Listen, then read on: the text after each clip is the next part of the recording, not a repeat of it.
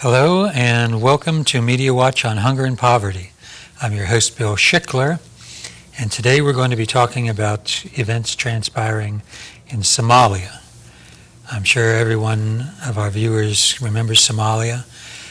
Although we had a loss of life of U.S. military there, we also probably saved over 2 million people's lives with the food operation there, one of the largest humanitarian efforts in the modern history.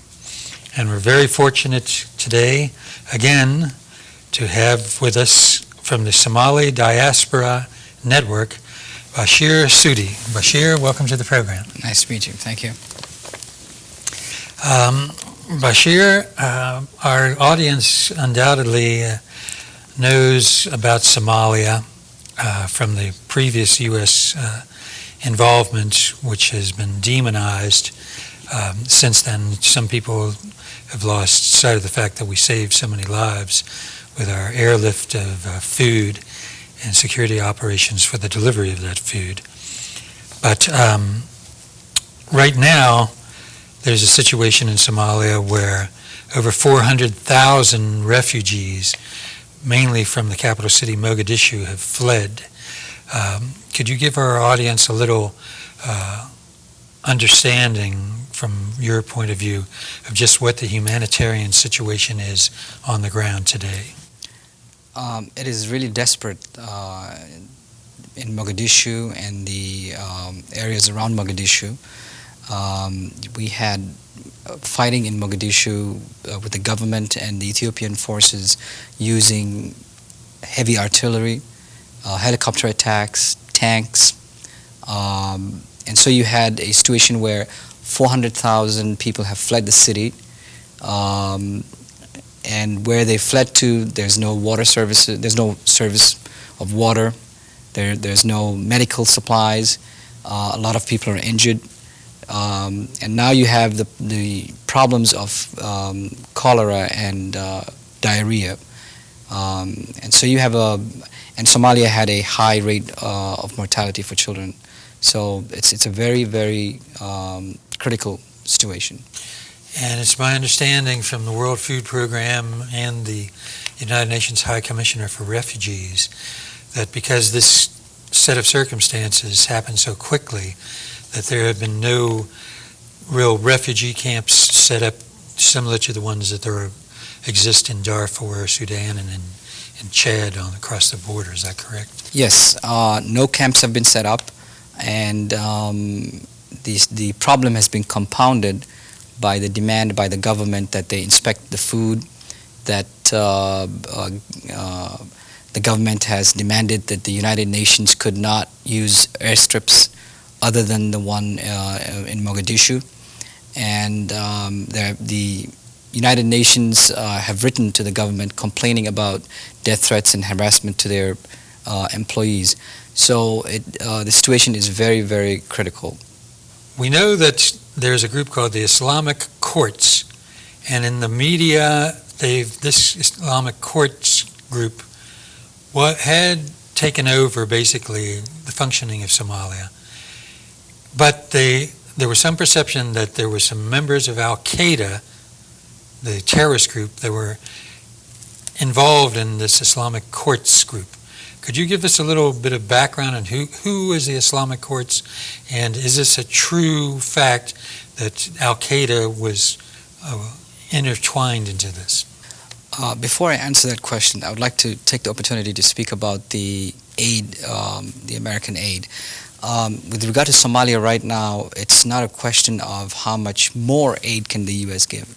It's already giving aid in terms of food aid, but the real problem is the security problem. And that is something the United States can deal with without paying any money, because the government that's there, the transitional government and the Ethiopian occupying force, are both susceptible to United States pressure. Both of them would not be in Somalia if it wasn't for United States support. So in this particular situation, if the United States was to put pressure on them for the Ethiopians to withdraw and for the government to stop harassing the aid delivery, and to improve the situation security-wise, that would be all that would be needed, more than delivery of new allotments of food aid. So the provisional government is holding up this aid through the use of military checkpoints, is that correct? Yes. In fact, the United Nations was complaining about a particular group that called itself the anti-terror militia that had checkpoints and that forced the UN convoys to return to Mogadishu. And the Minister of Interior was claiming that they needed to inspect the food aid. And this is from a minister who doesn't have civil servants. When you hear government in Somalia, for example, you have to realize that you have a parliament, you have a president, you have cabinet ministers and their deputies, but that's about it. There's nobody in the civil service beneath that situation, below that structure. So when he says they're going to inspect food, the question is, where are the laboratories with which they're going to inspect the food? Do they have the capacity to inspect, these large shipments that are coming in? And why? Has there been the experience where food aid was causing problems before? None of this is explained.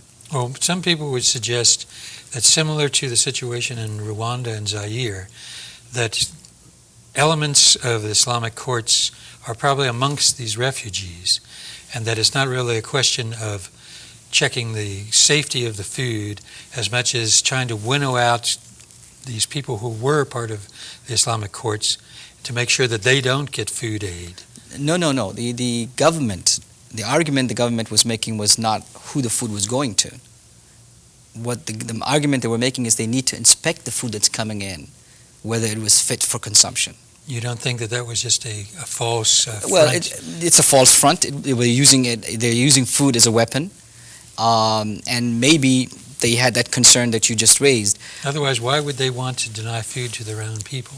Well, because they felt that the refugees were people who were sympathetic to the Islamic courts, and as such, this was a way of punishing them.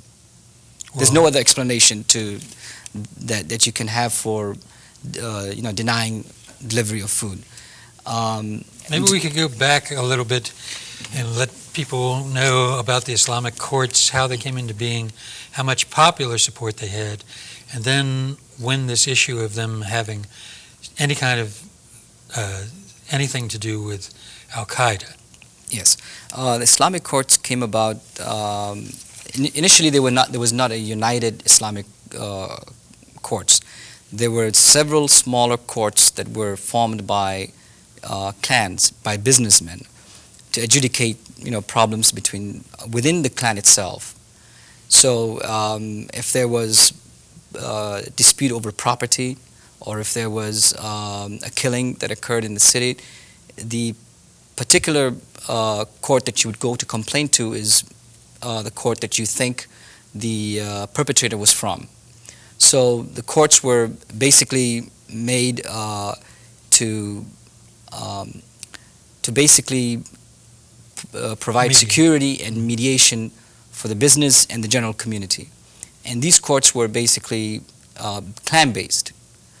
But what happened was the United States had started funding some of the warlords to snatch Islamic scholars or people that were under suspicion, and they're snatching them because, well, the United States. I mean, this has been happening. There've been operations where people have been snatched from their homes, taken, interviewed. Some of them returned. Some of them never came back. And the reason they snatched them is because they think that they're part of Al-Qaeda or extremists. Either, we've never had any explanations for those.